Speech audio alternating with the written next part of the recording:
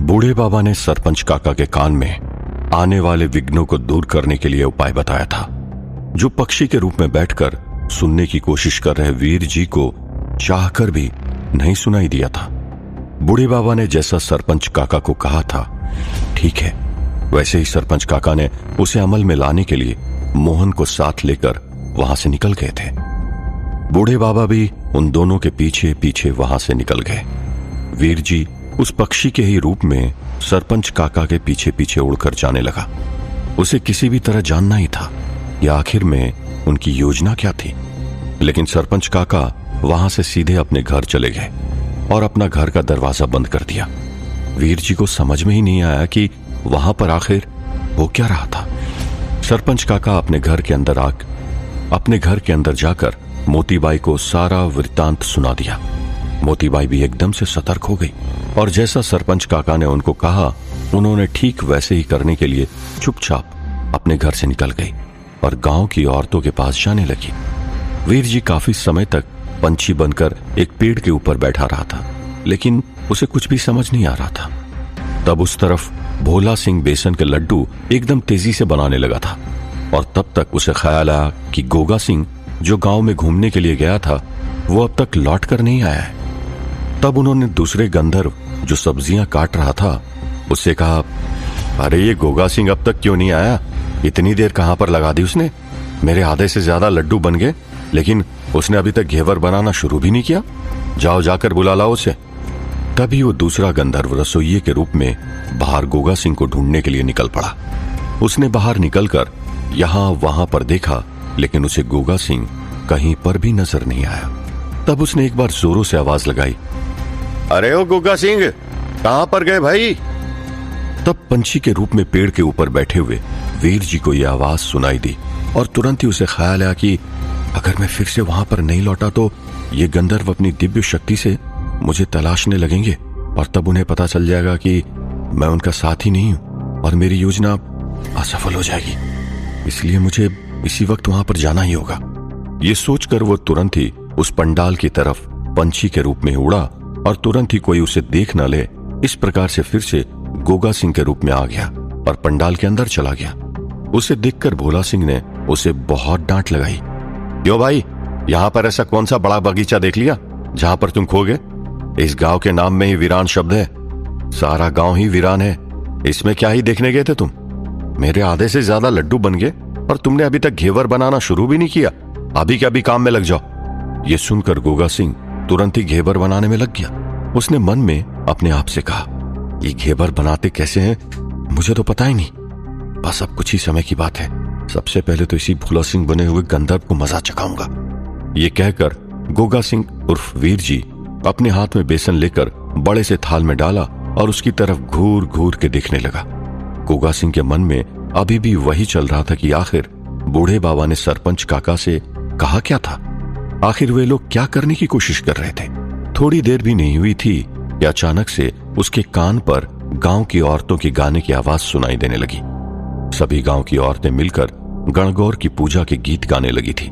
गोगा सिंह को पहले लगा कि गांव की औरतें ऐसे ही कोई लोकगीत गा रही थी, लेकिन अचानक से उसके कानों में शंकर और पार्वती जैसे शब्द सुनाई देने लगे। ये सुनकर वो तुरंत ही उठ गया और पंडाल के बाहर जाने लगा। तब भोला सिंह ने उसे फिर से डांट कर बिठा दिया, अरे भाई, बार बार क्यों उठ जाते हो? अगर तुम्हें नहीं आना था तो वहीं पर कह देते ना। सभी लोगों ने अपना अपना काम शुरू कर दिया है, लेकिन तुमने अभी तक कुछ भी नहीं किया। देखो, अभी तक तुमने बेसन के अंदर घी तो डाला ही नहीं। पता नहीं कहां पर ध्यान भटक रहा है तुम्हारा। यह सुनकर गोगा सिंह उर्फ वीर जी की आंखों में गुस्से से खून उतर आया, लेकिन उसने अपने आप पर नियंत्रण रखते हुए अपने आप को काबू में रखा और वहीं पर बैठ गया। उसने गुस्से में घी का बर्तन उठाया और बेसन के अंदर घी डाल दिया। उस तरफ बूढ़े बाबा ने सरपंच काका को कहा था कि शाम को 6:30 बजे के बदले गणगौर की पूजा अभी इसी वक्त शुरू कर दी जाए। और यही बात सरपंच काका ने मोतीबाई से कही और मोतीबाई तुरंत ही दूसरे पंडाल में गई और औरतों को गणगौर की पूजा इसी वक्त शुरू करने को कहा, जिसके कारण सभी औरतों ने मिलकर पूजा शुरू कर दी थी। लेकिन यह बात अभी भी गोगा सिंह उर्फ वीर जी को समझ में नहीं आई थी। उसे अभी भी लग रहा था कि गांव की औरतें कोई लोकगीत गा रही है जिसमें शंकर पार्वती का नाम वे ले रही थी। तब कुछ ही पलों में गांव की सारी औरतें रंग बिरंगी साड़ी पहनकर अपने माथे पर शंकर और पार्वती की मूर्तियां लेकर गाना गाते हुए बाहर निकली और उनके आगे गांव के एक बुजुर्ग ब्राह्मण मंत्रोच्चारण कर रहे थे। ये सुनकर गोगा सिंह उर्फ वीर जी की आंखें चमकी और अब उससे रहा नहीं गया और वह हैरान होकर उठकर एकदम से बाहर की तरफ चल दिया। वो देखने के लिए निकल गया और उसने अपने सामने गणगौर की पूजा की विधि शुरू होते हुए देखी तो उसी वक्त उसे इतना गुस्सा आ गया कि वो उसी वक्त सबको मार डालना चाहता था। इसलिए तुरंत ही उसने अपने हाथ से इशारा किया और उसकी शैतानी शक्ति से तेज हवाओं को उनकी पूजा में बाधा डालने के लिए जागृत करने की कोशिश करने लगा। लेकिन सामने चल रहे मंत्रोच्चारण के कारण वो चाह कर भी कुछ नहीं कर पाया। उसकी शक्तियां वहां पर काम नहीं आई। उसने अपने आप को कहा, धोखा हुआ है।